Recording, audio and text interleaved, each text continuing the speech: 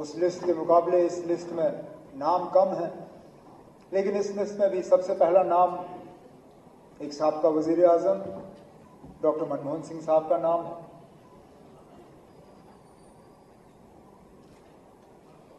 Doctor Manmohan Singh, जैसे कई यहां पे साथियों ने कहा, अनडिवाइडेड इंडिया में जो अब पाकिस्तान का हिस्सा है वहां पैदा हुए। एक बहुत ही गरीब घर से ताल्लुक रखते थे, लेकिन कभी अपनी गुर्बत का सियासी तौर इस्तेमाल नहीं हुआ।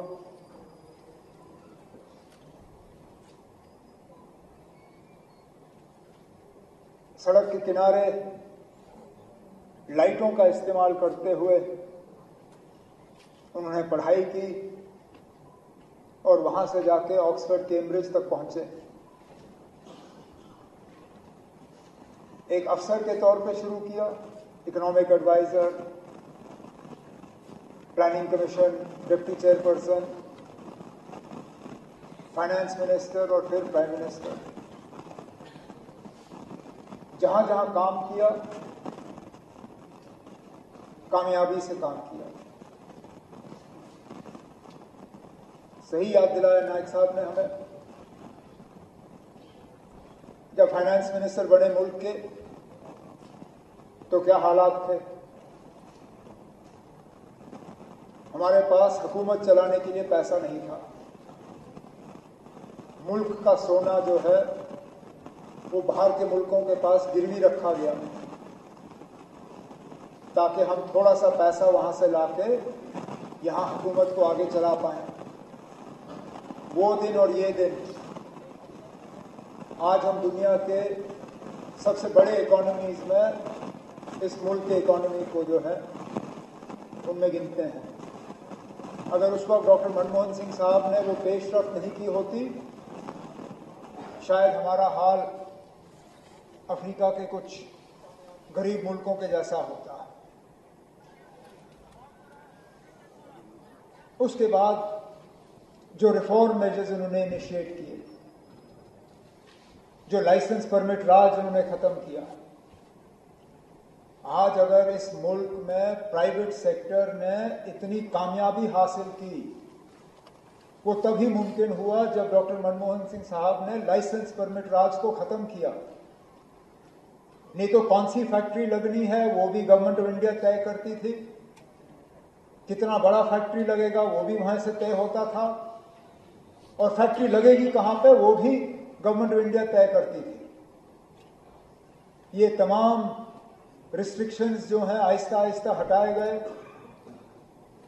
और आज हमारी जो इकोनॉमिक पोजीशन है उसकी सराहना जो है पूरी दुनिया में की जाती है।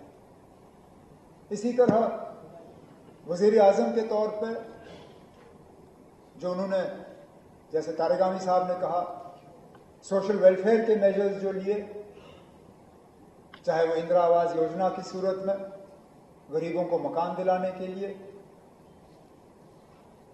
एमजी नरेगा गरीबों को रोजगार देने के लिए। मुझे आज भी याद है जब एमजी नरेगा की बात की जाती थी, पहले उनका जो फर्स्ट टर्म था ऑफिस में, लोग कहते थे ये मुमकिन ही नहीं है, आप इतने बड़े पैमाने पर लोगों को काम दे नहीं सकोगे, ये फेल हो जाएगा। लेकिन इतने साल बाद आज भी आप देखें तो एमजी नरेगा का ही काम चलता है रूरल एरियाज में। आज भी जब हम ऑनरेबल एमएलए से बात करते हैं तो कहते हैं ना जॉब कार्ड्स और चाहिए, काम और होना चाहिए, एमजी नरेगा के तहत काम उठाए जाने चाहिए।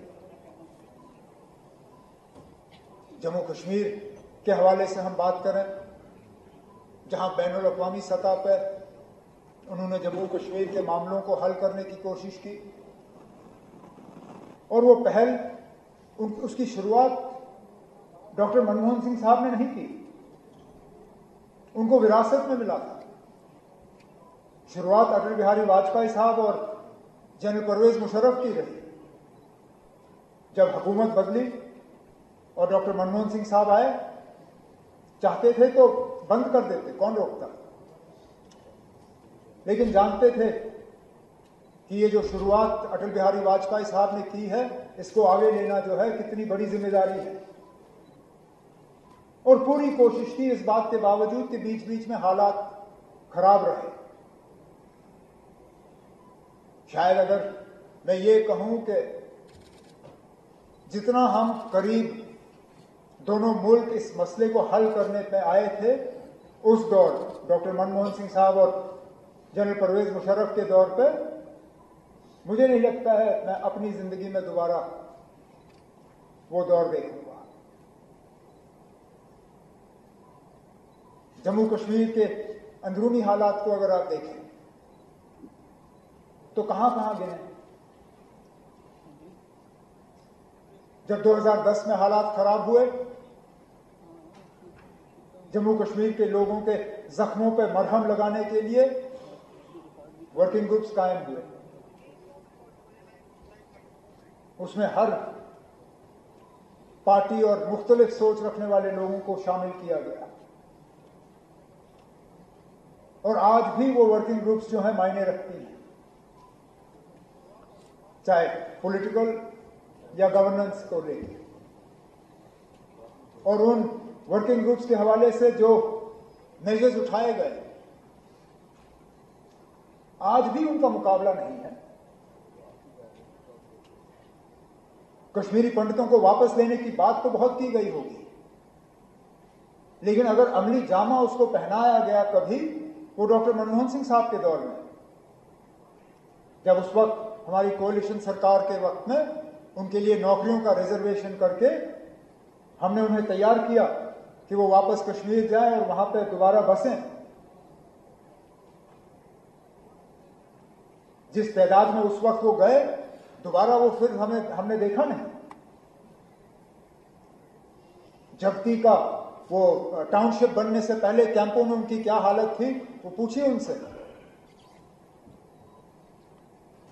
उनके दौर में जब्ती का टाउनशिप बना और कश्मीरी पंडित जो हैं, एक बहुत ही मतलब खराब हालात जो उनके कैंपों में थे, वहां से जाके थोड़ी सी उनको राहत मिली। इंफ्रास्ट्रक्चर के लिहाज से अगर हम बात करें, जिस हाईवे का जिक्र जनाब एलजी साहब ने अपने खुतबे में किया, जम्मू श्रीनगर हाईवे, उसकी 4 लेनिंग का काम डॉक्टर मनमोहन सिंह साहब के दौर में, ये उनका तोहफा था जम्मू कश्मीर के लोगों के लिए। आज जब हम इंतजार कर रहे हैं वजीर आजम साहब का कि वो आएंगे और इस रेल का पूरा उद्घाटन करेंगे, जो मैं उम्मीद करता हूं कुछ ही दिनों में होगा, लेकिन शुरुआत कश्मीर को बाकी मुल्क के साथ जोड़ा गया जब बानीहाल का टनल मुकम्मल हुआ और रेल वहां से गुजरी। तब मैं उस वक्त ट्रेन पे डॉक्टर मनमोहन सिंह साहब के साथ था। चिनाब पे जो सबसे ऊंचा पुल रेल का दुनिया में, वो काम डॉक्टर मनमोहन सिंह साहब के दौर में शुरू हुआ। बदकिस्मती से ऊपर वाले ने उनको जिंदगी रखी नहीं थी कि वो उस पुल के ऊपर से पूरी तरह से ट्रेन को गुजरते हुए देखें, लेकिन कहीं ना कहीं उनको इस बात की तसल्ली होगी कि जिस काम की शुरुआत उनके दौर में की गई, उसको आज मौजूदा हुकूमत ने मंजिल तक पहुंचा दिया। इसी तरह जब हालात खराब हो गए 2016 में, हालांकि डॉक्टर मनमोहन सिंह साहब उस वक्त वजीर आजम नहीं थे, लेकिन तब भी जम्मू कश्मीर के लोगों के लिए वो फिक्रमंद रहते थे। एक ग्रुप लाए, वो जम्मू में बैठे, श्रीनगर में बैठे, और जो जो उनसे मिलना चाहते थे उनसे मिले। गर्ज सिर्फ उनका ये था कि जो खराब हालात थे वो रुक जाए, जो लोगों की परेशानी थी वो परेशानी हल हो। बहुत मतलब मैं कहूं तो मिसअंडरस्टूड, और बिल्कुल सही कहा उन्होंने जाते जाते, जब उन्होंने अपनी आखिरी प्रेस कॉन्फ्रेंस की। कहा कि मैं मान के चलता हूं कि history will be a better जज of me than contemporary times, और शायद वही हुआ। इतने साल बाद शायद आज हमें एहसास है कि वो कौन थे जो 10 साल इस मुल्क के वजीर आजम रहे। कौन सा दुनिया का लीडर ऐसा नहीं है जो उनकी इज्जत नहीं करते थे। अमेरिका से लेकर बर्तानिया, बर्तानिया से लेकर जापान,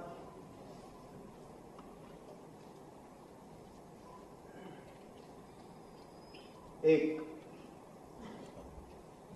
देश को प्रेम करने वाले, जम्मू कश्मीर के लोगों के साथ हमदर्दी रखने वाले शख्स, मुल्क के वजीर आजम। मुझे उनके साथ बहुत नजदीकी से काम करने का मौका मिला, बहुत कुछ सीखने का मौका मिला।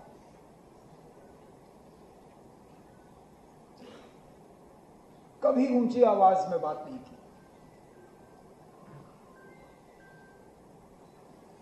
और अगर कभी उनसे गलती हो जाती थी तो वो गलती तस्लीम करने में भी हिचकिचाहट महसूस नहीं करते थे। मुझे आज भी एक वाकया याद है जिसका मैंने कभी इससे पहले शायद जिक्र नहीं किया होगा। मैंने उन्हें पत्र लिखा था किसी मसले के बारे में,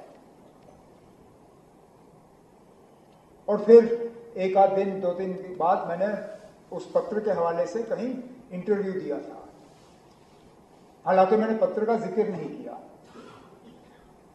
लेकिन पीएमओ में शायद किसी को गलतफहमी हो गई और उन्होंने प्राइम मिनिस्टर को कहा कि मैंने प्रोटोकॉल का जो है थोड़ा सा ब्रीच किया, और प्राइम मिनिस्टर को जो चिट्ठी गई थी मुझे उसका मीडिया में जिक्र करना नहीं चाहिए था। मुझे फोन आया, प्राइम मिनिस्टर आपसे बात करना चाहते हैं। ठीक है, वैसे तो बातचीत तो रहती थी कि मुझे पता नहीं था किस सिलसिले में बात करनी है। तो फोन उठाया, हेलो। उन्होंने कहा Omar, this was not right. मैंने कहा क्यों, क्या हुआ सर? कहा no, you wrote me a letter but before I could respond you have already addressed the issue in the press. मैं कहा सर आई डिडंट। मैंने कहा प्लीज वो आर्टिकल पढ़िए और मेरी चिट्ठी देख लीजिए, दोनों में फर्क है। मैंने चिट्ठी के हवाले से मीडिया में बात नहीं की है, लेकिन आपको लगता है मुझसे गलती हो गई है, मैं माफी मांगता हूं, शायद नहीं होना चाहिए था। मैंने कहा ठीक है, मैं देख लेता हूं। फोन रखा, ठीक 15 मिनट के बाद दोबारा फोन आया, प्राइम मिनिस्टर आपसे बात करेंगे। ठीक है, पता नहीं अब क्या हुआ। कहा नहीं, आप सही थे, मुझे गलत कहा गया, मैं माफी चाहता हूं, मुझे कहना नहीं चाहिए था। I apologise, you were not wrong. Phone रखा। वजीर आजम नाम, कोई मजबूरी नहीं थी। मैंने तो खुद कहा कि शायद मैं ही गलत हूं, मैं माफी मांगता हूं। लेकिन वापस फोन किया, कहा मैं गलत था, माफी चाहता हूं, फोन रखा। बड़ा फर्क। इसलिए मैं कहता हूं he was right, history will जज him very differently than perhaps contemporary times did.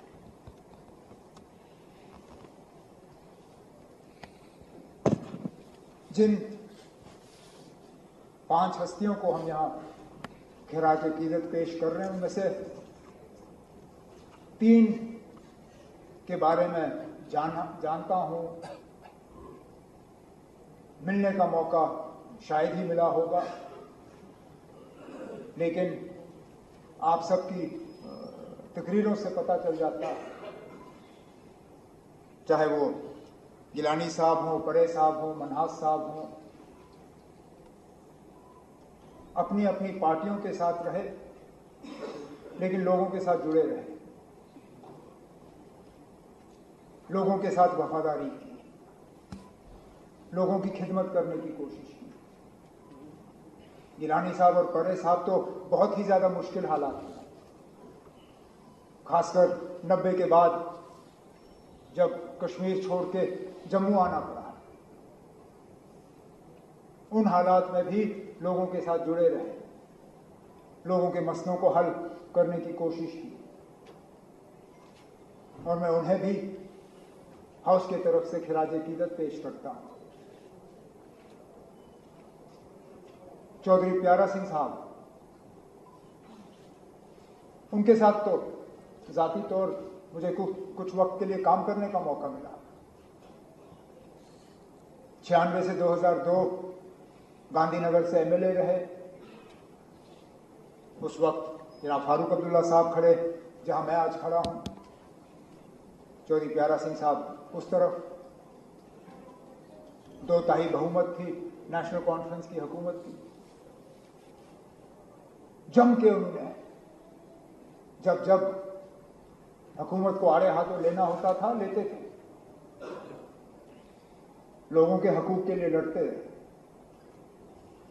Jammu के लोगों की आवाज यहां असेंबली में वो बुलंद करते रहे। गांधीनगर कॉन्स्टिट्यूएंसी की उन्होंने नुमाइंदगी की, जम्मू सूबे की उन्होंने नुमाइंदगी की, जाट सभा के लीडर रहे और ट्रांसपोर्ट एसोसिएशन के। 2009 में जब मुझे ये ओहदा संभालने का मौका पहली बार मिला, उसके बाद कई मौके मुझे मिले प्यारा सिंह साहब से मिलने, और खासकर जब वो ट्रांसपोर्ट एसोसिएशन की बात करने के लिए आया करते थे, चाहे बजट के मुतल्लिक या ट्रांसपोर्ट पॉलिसी के मुतल्लिक। थोड़ी देर के लिए वो हमारे साथी भी रहे नेशनल कॉन्फ्रेंस में।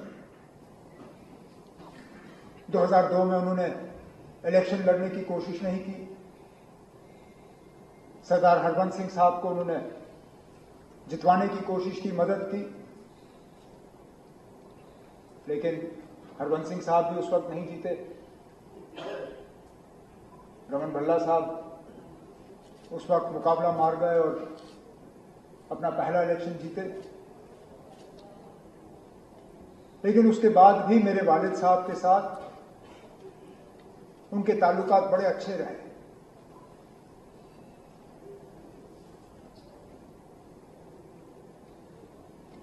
उम्मीद करूंगा कि जिस तरह चौधरी प्यारा सिंह जी ने अपने लोगों की खिदमत की, अपने कॉन्स्टिट्यूएंसी की खिदमत की, जम्मू कश्मीर की खिदमत की, उनके फर्जंद जो अब यहाँ इस हाउस में उसी कॉन्स्टिट्यूएंसी से मेंबर हैं, वो भी इसी तरह अपने काम को अंजाम देंगे। मैं अपने तरफ से, अपने साथियों के तरफ से, हाउस के तरफ से डॉक्टर मनमोहन सिंह साहब, गिलानी साहब, परे साहब, मनहास साहब जो राज्यसभा के मेंबर रहे, पीडीपी बीजेपी कोalition गवर्नमेंट के दौरान उन्होंने राज्यसभा में जम्मू कश्मीर के लोगों की नुमाइंदगी की, अपनी पार्टी की बात वहां पर सामने रखी। और यहाँ चौधरी प्यारा सिंह साहब, मैं उन्हें खिराज अकीदत पेश करता हूँ। उम्मीद करता हूँ कि जो उन्होंने अच्छे काम किए लोगों के लिए वो हम याद रखेंगे। जो उन्होंने काम करने का एक तरीका हमें सिखाया उसको हम याद रखेंगे। और मैं अल्लाह से दुआ करता हूँ कि गिलानी साहब को, मनहास साहब को, गिलानी साहब को और परे साहब को जन्नत में आला मुकाम हासिल हो। डॉक्टर मनमोहन सिंह साहब, मनहास साहब और चौधरी प्यारा सिंह साहब, उनकी आत्मा को शांति मिले। बहुत बहुत शुक्रिया चैनल साहब, बहुत बहुत शुक्रिया। अगर आप ये वीडियो YouTube पर देख रहे हैं तो हमारे चैनल को सब्सक्राइब करें और बेल आइकन को दबाना ना भूलें। अगर आप Facebook पर ये वीडियो देख रहे हैं तो हमारे पेज को लाइक करें।